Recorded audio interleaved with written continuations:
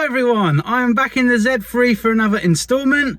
Today I'm going to look at the camshaft sensors. I've given it a quick scan and I'm going to take you around the front of the engine now and just point out what camshaft sensors I'm changing. So here we are, back with the 3 litre M54. We have our exhaust camshaft sensor here and we have our intake camshaft sensor here. So I'm going to change both of them. This one's really easy to fix, and this one, if you remove this solenoid and take off the oil filter cap, it will save you removing the whole intake, and it should take you about 10 minutes to change. So to save me videoing that, because it's not very interesting, I'm going to do that and get back to you. So I've replaced both camshaft sensors. I did replace the exhaust one first because that was the easiest to get to. Scanned it with IMPA, the BMW software, it was still there, had a code 65. Replaced the intake one, which took 10-15 minutes, and the code's gone. So I'm hoping it is fixed and we've got our full power range back. So I will update you in a second because I'm off to pick Nick up, and hopefully by the time I've actually picked him up from the train station, I know I've got a working car, and then I'm going to get him to jump in and I'll film his reaction to the full power's back. So we'll see you in a sec.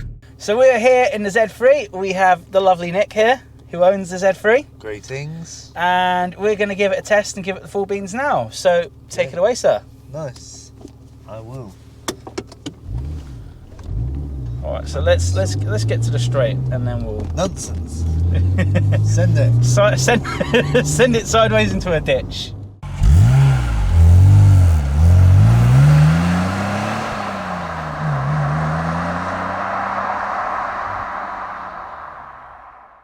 Give it the beans.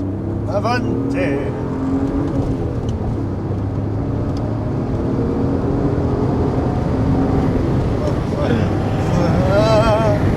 It's fine.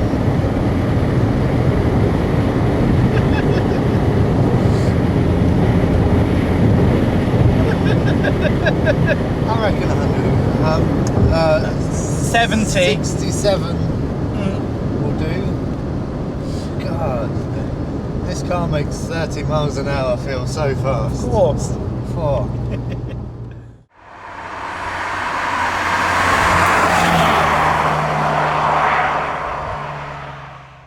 So compared to what it was before, definite improvement.